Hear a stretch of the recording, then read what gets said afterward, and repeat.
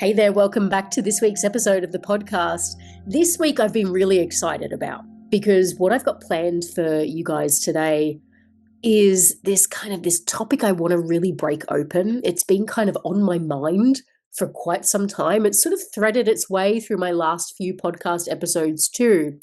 And I've called it the crisis beneath the mental health crisis. And that might sound controversial, and it is and it isn't, because I think if you're someone who works in the wellness space, maybe you're a therapist or a counselor or a coach, or perhaps a healer, or you work in somatics or whatever your niche, I think you're going to really notice some of the themes that I'm sharing with you today, not just within your audience and in your client base, but also personally too. And of course, those who maybe don't have a coaching or a therapeutic business yet, I think you're going to see this in the world around you a lot, because there's this sort of real paradox that we're living in at the moment. And this is how I wanted to kick off the session today, is to just share a little bit about this strange paradox that I've noticed.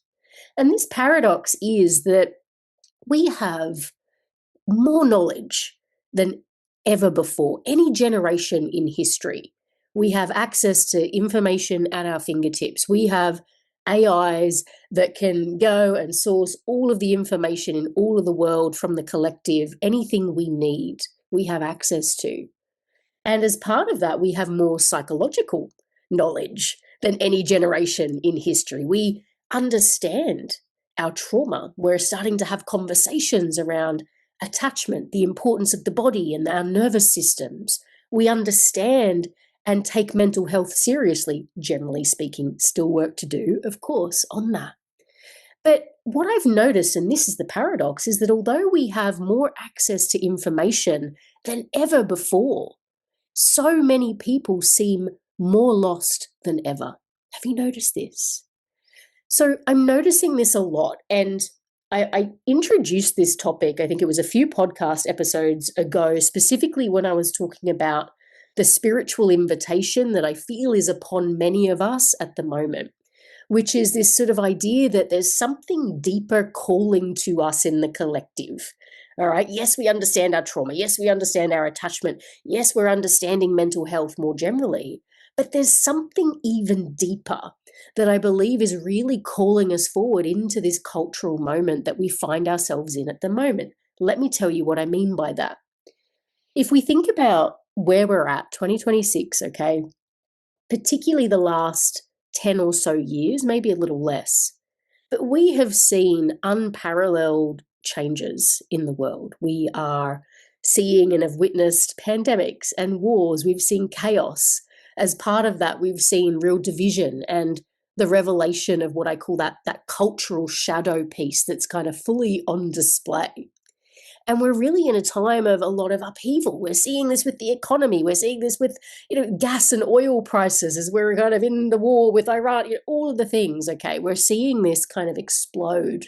We're seeing these political figures also kind of spiraling onto the world stage too over the last 10 years. Very divisive figures too, whether you love them or hate them, you can't help but notice that they're shining a light and creating in many ways a lot of division and shining that light of division and tribalism amongst us, okay? And so the really interesting thing about this time, if we just sort of step back from the noise and from the drama, okay, for a minute, what we begin to notice is that during times like this, historically, typically, when there's been times of great upheaval, what we've had as a culture, as a population, as humans, okay, we've had other stabilizing forces to cling on to. For example, we've had things like religion, maybe even politics and the government that maybe we once trusted, okay, for example. We've had things like home and family and those sorts of pillars, I guess, of society that we've typically held on to and have provided some stability during these times of great change. And what we've actually seen, again, over the last 10 or so years in particular, is that those pillars are actually crumbling.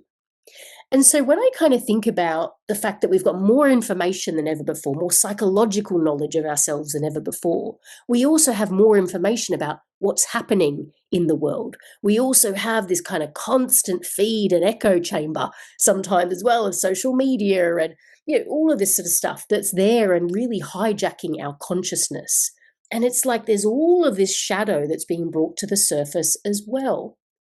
And what I'm noticing about this particular cultural moment is that decline in meaning structures, those pillars that I spoke about, is really starting to have a massive effect on us. And let me expand on this a little bit.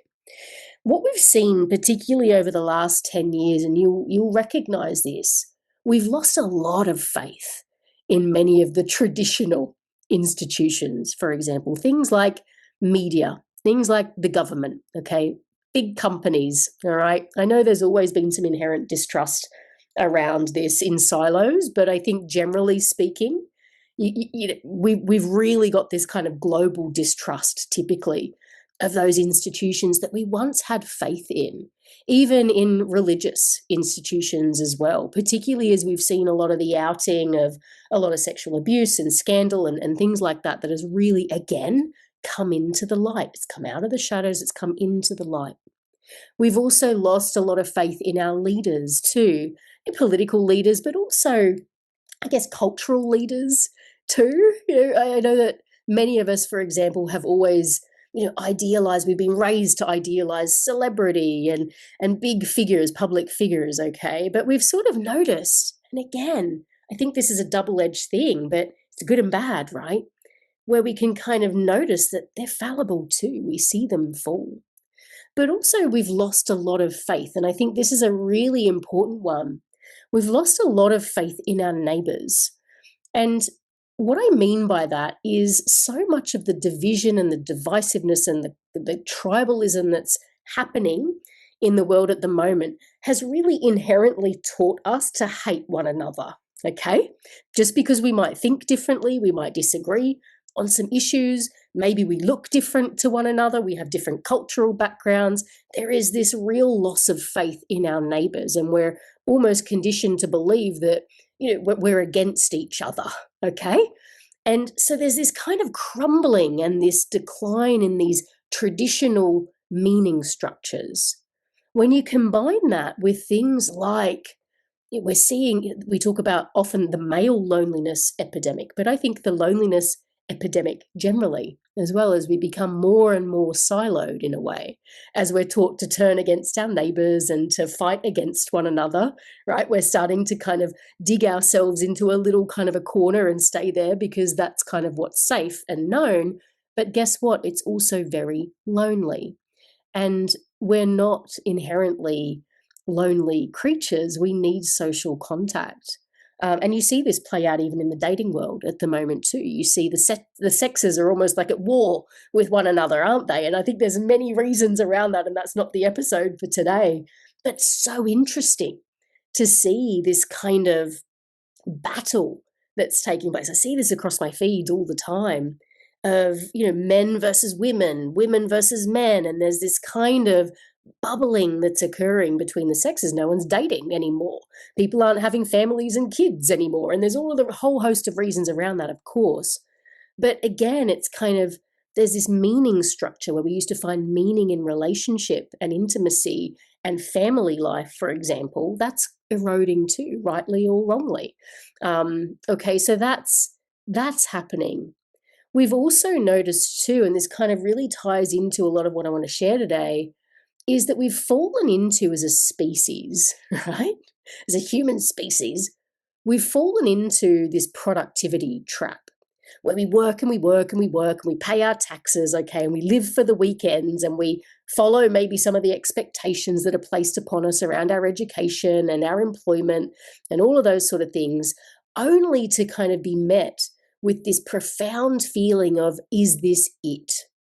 Typically around midlife. I know it can come earlier or later for others, but there's this sort of feeling of like we work and we're productive and we contribute and we do all of this stuff, but we still can't afford to buy a house, for example, or we still can't afford to take amazing holiday, have a nice lifestyle.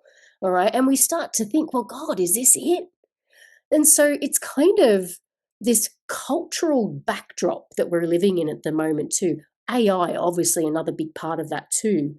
But what it's really doing is it's forcing us into this moment where we're not just here to analyze our attachment styles and things like that and heal, quote unquote, heal anymore. I think there's a deeper question that's emerging underneath it all. And that question, I think, particularly with the rise of AI, is particularly around things like meaning and purpose. What is it that makes me so unique from freaking AI? What does this mean in terms of obviously very practical things around job security? I know a lot of people are asking things like that, but also what does this mean in terms of what makes me unique as a human? What are my special gifts? What can I do that AI can't do? And so there's this kind of AI moment as well that's really starting to call into question, what the hell does it mean to even be human anymore? Okay. And what I've really noticed, and see if you notice this too, particularly in the younger generations, okay? So I'm talking about sort of 30 and below, okay? The more and more young people that I speak to, I'm noticing this sense of this what's the point attitude. A little bit of a tinge of nihilism in there, okay? Which is like, well, what have we got to look forward to in the future? Have you noticed this? Maybe you've seen this in your kids or family members or just young people generally that you might come into contact with. There is this real sense of what's the point, okay? And it was when I was sort of reflecting on this recently. Again, I have some young people in my life, and I've sort of noticed their commentary around a lot of the AI stuff and some of these sort of, these declining meaning structures in the world too, as they've spoken about that. I've sort of thought, oh my God, like what we're really needing here is something quite different to the discussion I think we've been having. Okay, and that's really what I want to get into today, because the really curious thing amongst all of this, all right? So think about that cultural backdrop. We've got the AI thing. We've got this kind of sort of sense of there's something deeper that's trying to move through the world at the moment. There's something that needs to be seen. And guess what? It kind of goes beyond understanding mental health and nervous systems. All of those are very important things, by the way. But there's this kind of curious twist that's starting to emerge, because in amongst all of it, all right, in amongst all of it is this rise. There is a rise in things like spirituality, astrology, okay, human design, shadow work, psychedelics, Carl frickin' Jung, okay, archetypes. There is a real explosion that's starting to happen around matters of the soul. Okay.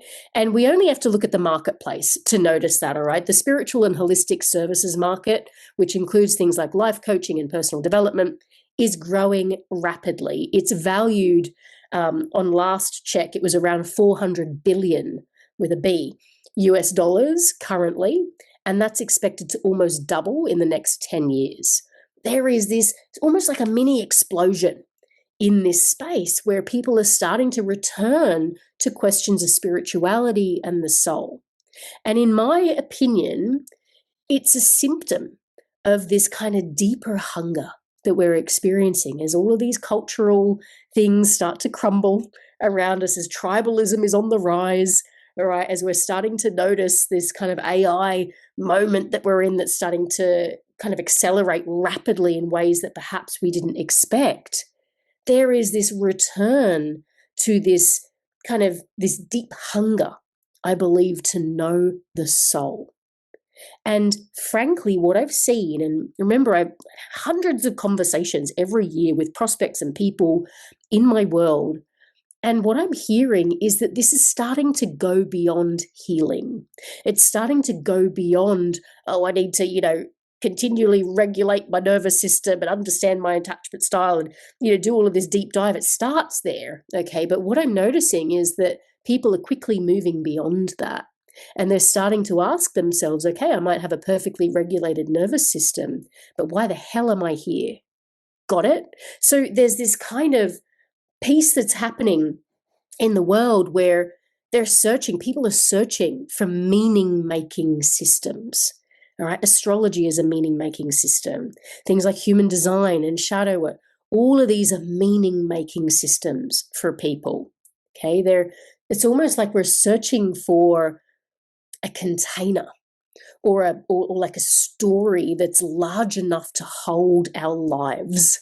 Yeah, because life's kind of got so big in so many ways, yet it's also got so small in others. If you notice that, there's like this kind of weird duality around our lives at the moment where we've become more and more lonely and isolated in many ways, yet so much bigger and more informed in others. It's really interesting. It's so unique as a time in history.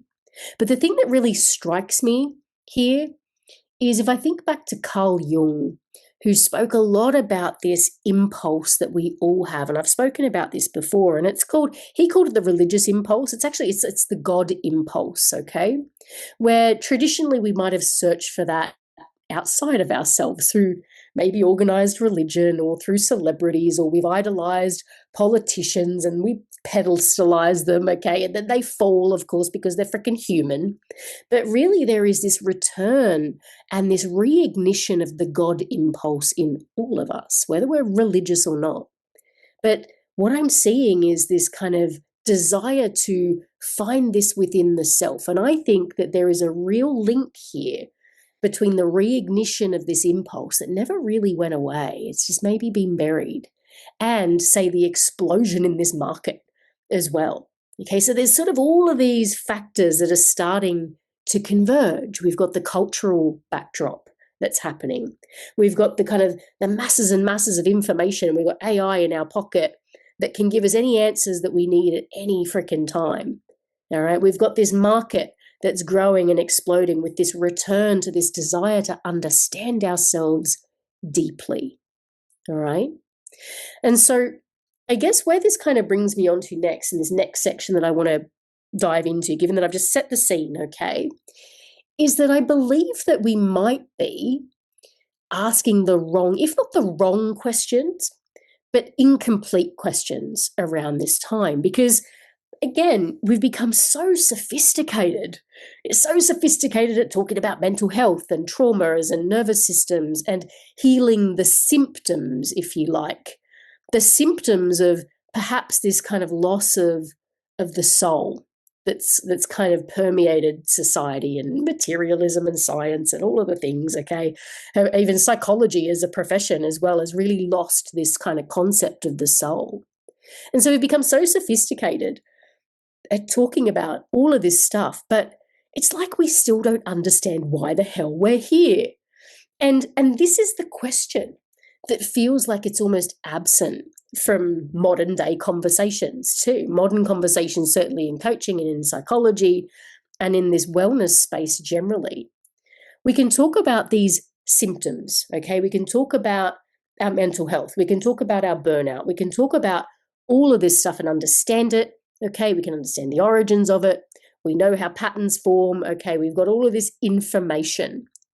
But really, the question is a little different. The question isn't about, what's wrong, or let's analyze it, or what happened to me, or, what needs fixing.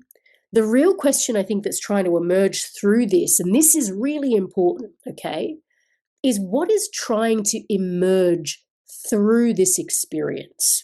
What's trying to emerge through this experience of cultural and incredible transition that we're going through as a whole, but also what's trying to emerge through something like perhaps my anxiety or my attachment styles or this crazy kind of period of burnout that I've been through in my work. And by the way, I've been through all of those things, okay?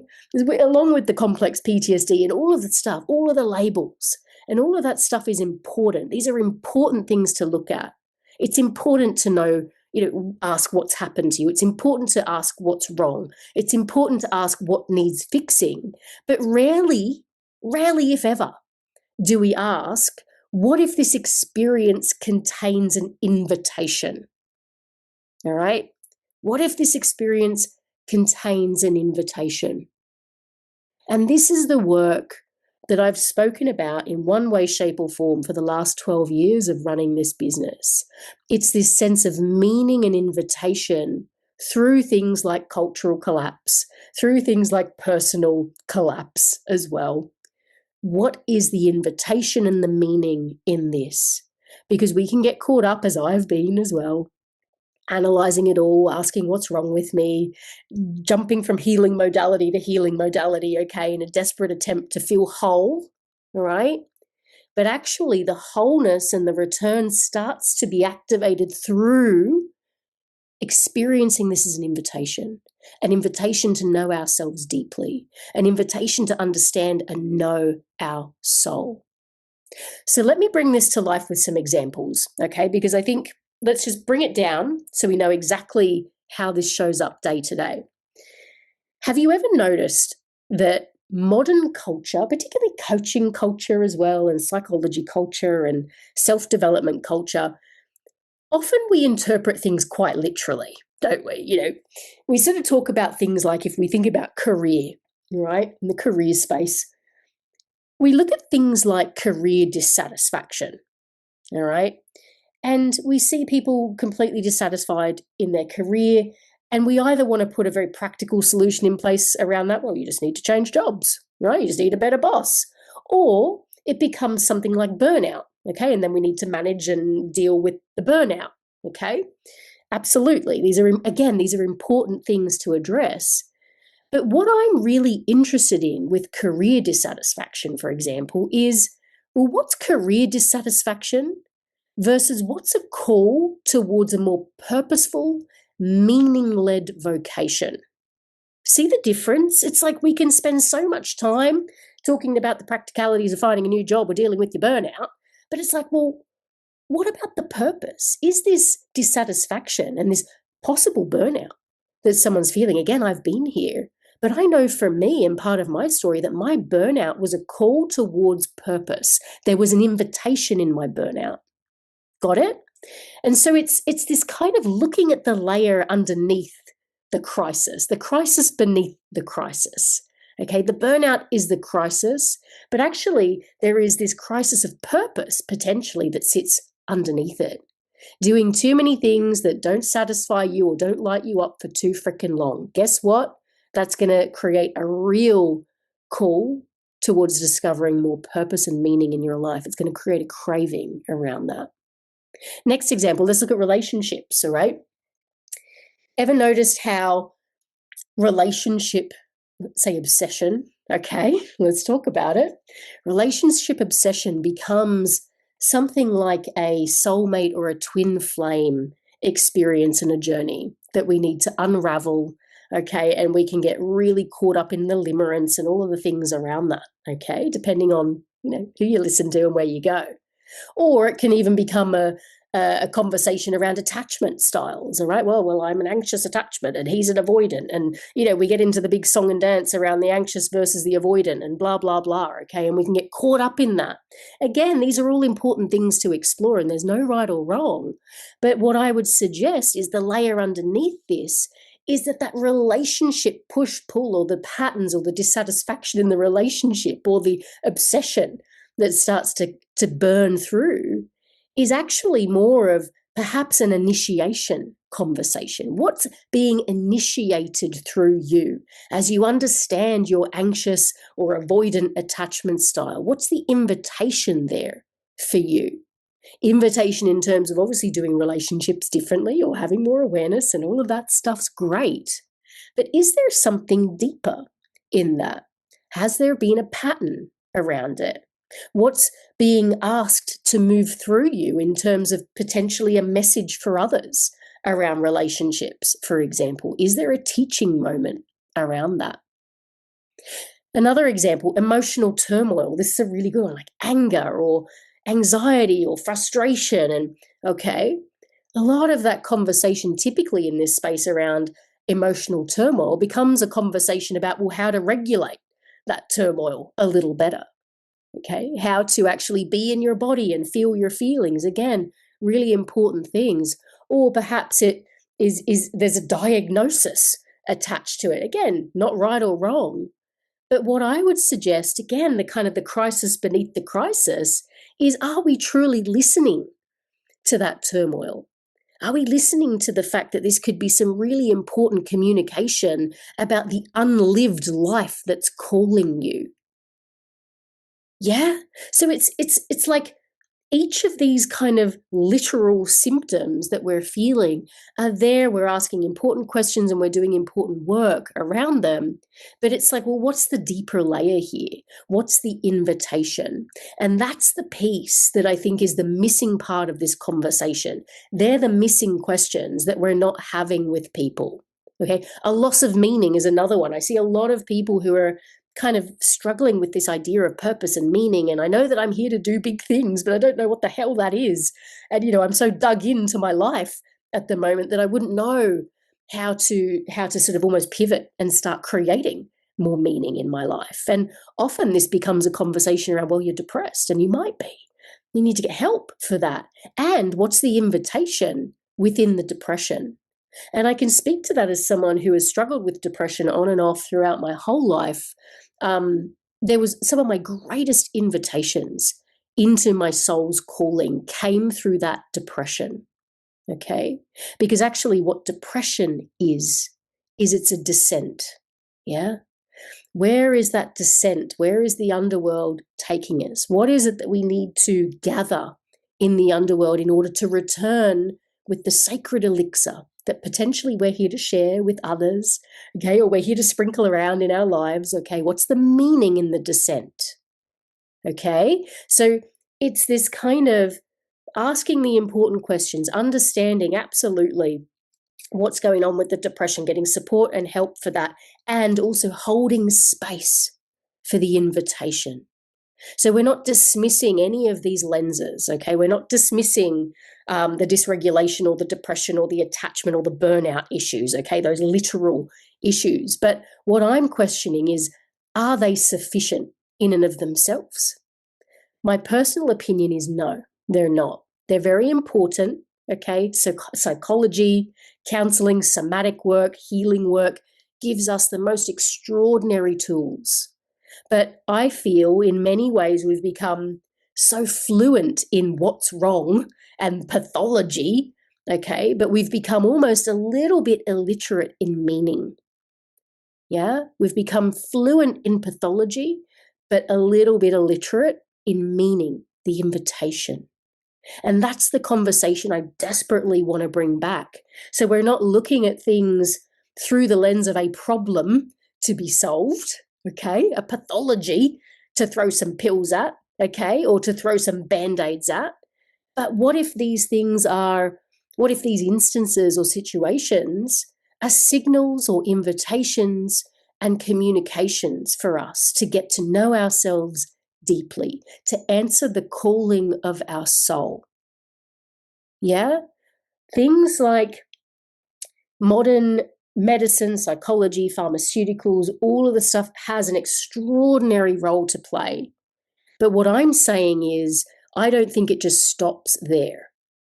I believe that it's about the meaning. My whole life, my whole story, those of you who know it, has been a conversation and a quest around meaning through things like depression, through things like recovering through complex PTSD and neurodivergent, all of the things, okay? I've got all of those lenses as well.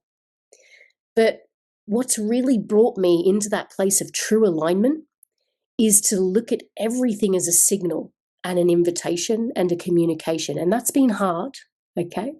That's not easy. But it's like that's where the freaking gold is. That's where the conversation becomes more psycho-spiritual rather than just psychology or, medicine or clinical, do you know what I mean? So it's bringing the soul back into the conversation. Our soul hurts when we are trapped in situations, in jobs, for example, or relationships that no longer serve us, that no longer light us up. Our soul hurts when we find ourselves trapped in patterns and, all of the things, okay? And that's okay. But again, it's a signal. It's a signal to you. Learning to read the signals, these kind of undercurrents of signals, and look at where your soul is leading you back to, which is ultimately that place of the true self, that true alignment and purpose. That's the real invitation. One thing I think we forget, just kind of moving along, is the soul's agenda. All right. The soul has an agenda for us. And, as someone who is trained as a psychologist, we were taught from day one, and if you read my recent Substack article, you'll know that from day one of my training, we were taught to completely discount and exclude the soul from our work, which is really freaking ironic given the origins of the word psychology in ancient Greek mean a literal study of the soul, spirit, and breath of life. Okay?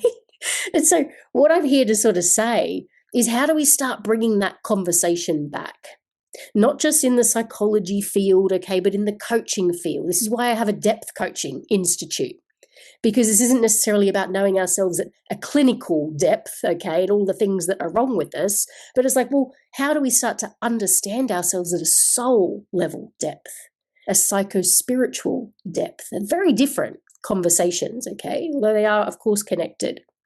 But sorry, returning to this idea of the soul's agenda, our soul and our true self, if you want to call it that, this sense of divinity within all of us, will forever be in conflict with our little ego, okay?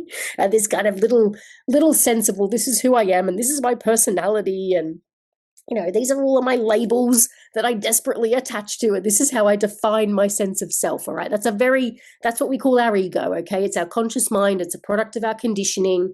It's who we believe ourselves to be, okay? But that is not our true self. We continually believe that we are the ego, and we are not. The ego is a part of us, of course. It's part of the deal. It's part of the package, but it's not the true self. But the thing we need to remember is that our soul will be forever in conflict with our ego. Our ego is a product of this 3D human world that we live in, okay? It's very necessary. We need to get on in society, and we need to, eat and work and do all the things that make us human. But where true embodiment comes, and this is where my definition of embodiment is a little different to some of what else is out there. To truly be embodied means that we live with our soul first. Our soul and our true self leads the way, not our ego, not even our physical body, okay?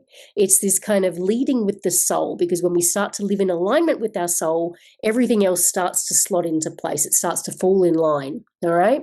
And so anyway, the ego is always going to be resisting, because the truth is the ego, and I talk a lot about this in my psychodynamic coach training, but the ego is really that part of us that wants the safety and it wants certainty as well, okay? Because it's got this sense of identity, right? Well, this is who I am. So anything that pushes me beyond my sense of who I am is freaking dangerous, okay? So for example, the ego is going to want you typically to stay in the safe job, all right? There might be another part of you, of course, that dreams bigger and has a desire to move on and all of that. And there could be some ego goals around that. Well, I want to get paid more money, or I want to work in a more better or more meaningful organization, okay? But typically it wants us to stay safe and certain. Perhaps it's also encouraging us in a way through the self-talk and through the internal criticism that comes through ego that, we need to stay in the relationship that's steady, but it's not fulfilling. Well, I've been with this person for 20 years, all right? We're just together and we live like roommates, okay? But it's completely draining and hurting my soul to be in this relationship. Yet we'll wrap that up in morality, and that's okay, okay? But these are the sorts of situations and questions that the ego will start to wrap around us in the world. It will want everything planned out. It will reach for the steadiness. It will reach for the safety. It will reach for the perfectly regulated nervous system, okay? Because that's how we kind of stay steady in a world that is completely misaligned, all right? But if I just have a regulated nervous system, then everything else is okay. No, all right? So the ego wants that sense of identity. It wants to preserve that.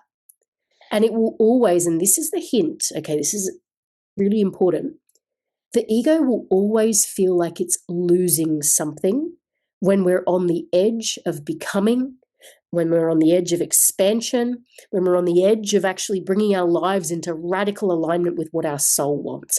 Our ego will kick up a big fuss around that, okay? All of your inner critic stuff is going to go off the Richter scale, okay? All of the things around oh, but that doesn't make any sense, and all of the doubts and the self-sabotage and all the things will kick in, right? That's a whole different podcast topic. I've done podcasts on that before. I think the one's called The Ego at the Edge of Expansion, so definitely check that out if you want more detail on that. But the ego will always feel like it's losing something when it's on the edge of expansion. This is the trick. And if we over-identify with the ego, okay, we're going to feel like, well, this change, this invitation, feels like it's not me. That doesn't feel right. Guess what? Of course it doesn't feel right, because it's your ego that's talking. Your soul is different. So the soul, in contrast to the ego, the soul wants expansion. The soul wants expression and truth. It, for example, wants you to, everyone's soul is different, okay? But for example, it might want you to go out on your own and make your mark in the world. It wants you to speak up for causes you care about, to be seen, to help others, or veer wildly off track from the expectations of your family and society and culture. It wants you to reclaim your soul gifts, the God-given gifts that you were bequeathed when you were frickin' born, okay? The honor, it wants you to honor the God impulse within you, to reclaim the divinity of the self. And the trick is, and I see this a lot, particularly for those who are in the spiritual space, sometimes we can mistake our spiritual ego for the soul. And they're very, very different, okay? So suddenly the spiritual ego, and you'll know you're in spiritual ego because you'll think, oh, well, I'm already doing all of this, okay? I'm already living in complete embodied expression of truth, all right? I'm already making a mark on it. And yes, all of that stuff is true. But the reality is the ego will always inflate that, okay? It won't ever want you to think that you're in the student mindset anymore. It will want you to think that you've done all of this work and look how amazing and enlightened you are, okay? That's not your soul. That's spiritual ego. It's a really tricky one. And again, maybe a topic for another time, but often I find that comes, and there can be different reasons around this. One of the theories around that is that there can be some external influence around that too, where if we're kind of on a spiritual path, things they're called luciferic beings can also sort of tempt us, if you like, into thinking that we're much more evolved than we are, and we're this sort of guru in a human form and all this sort of stuff too. And so we've got to remember the soul's agenda is not that either. The soul's agenda really just wants expression, and it wants truth. Anytime you start to feel that you're better or more than or more inflated than everybody else, okay, typically there's some kind of ego happening there. But anyway, so that's side tangent, all right? But what if, and this is the big question, isn't it? But what if life just isn't trying to keep us comfortable? Okay. Sometimes have you noticed this, that it's like our goals in life are just to have a comfortable life, right? I just want to have a good life, a comfortable life, a quote unquote happy life. And that's, I think, very, noble and great, all right? But for me, that's always felt really incomplete. And I don't know if you feel this too, because for me, as someone who is like it's like this archaeologist of the soul, right? I've always had this in me. But what if it's not about just being comfortable and happy? What if it's actually about feeling fully alive in life? What if our life and the situations and the very literal crappy things that we go through and the cultural backdrop of all of the things that I shared and all of that, all the relationship and the heartbreaks and everything, what if all of that is just trying to make us more fully ourselves? Yeah. What if all of the heartbreaks and the disappointments and the dissents and the burnouts and the health crises and all of the things, what if the invitation there is for us to become more fully ourselves, to see the invitation, to hear the signal, to see it, to follow wherever we're being led in that moment, to see not just the mess, but the message, I suppose, in it. We hear that a lot. It's, what's the message in the mess? Okay. But the truth is, we can't find that level of aliveness by staying stuck in this kind of loop, I think, of constant information overload and understanding ourselves and this kind of quote unquote healing, all right, or this continual regulation of our nervous system, okay, or understanding and analyzing our attachment style to the nth degree, and attaching too much to the labels or diagnoses we've been given. All of that stuff's great, and as I've said throughout, important work. But the real invitation, I believe, is to move beyond this into this kind of realm of soul purpose, this return to the soul, the activation of the God impulse, that mission, true self-expression, the understanding and the connection to the true self. That's the real question here. The question is, who am I becoming? Who am I really beneath the personality, beneath the attachment styles, beneath what's happening culturally at the moment? Who am I becoming? And for a lot of people, I'd say most people, if they choose to even pay attention to this question, which I think probably 95% of people don't pay attention to it, but it really hits us hard, doesn't it, around midlife typically. And that ties into a lot of what Carl Jung spoke about too. It's this sort of this revelation of the second personality that wants to come alive and to come online. And I believe that's part of our soul wanting to be seen. And so, as I said, for most people who choose to even answer this question or to go on this quest, if you like, this return to soul, is that this question just remains kind of deeply personal, okay? It's sort of, people do the work, they want to understand who they are, what their mission and purpose is in this life, and they will keep that, and that will be a very personal journey. But for many others, and these are the people that I typically work with, and the ones who go on to train with me and to do, for example, the Psychodynamic Coach Academy that I share, or go on to do business coaching with me and things. But for many others, this kind of question of who am I becoming actually becomes a vocational question. They become super fascinated. And, I can kind of put my hand up on this too. They become fascinated, right, with human transformation, with death and rebirth cycles. What is it that causes a life to crack wide open? What is it that keeps people stuck, really, and self-sabotaging and taking themselves out of the game over and over? Yeah? What is it that helps people reclaim the parts of themselves they never knew existed? Many people, and these are the people that I call the alchemists, and if you've read my Substack and if you've listened to some of my episodes before, I talk about this group of people who have gone through and they've started to turn the lead into gold in their own lives, but they also have this impulse typically to share that with others. And for them, that becomes a very important part of their soul's purpose. It's vocational, okay? For others, it's not, okay? I know for me, it deeply is, okay?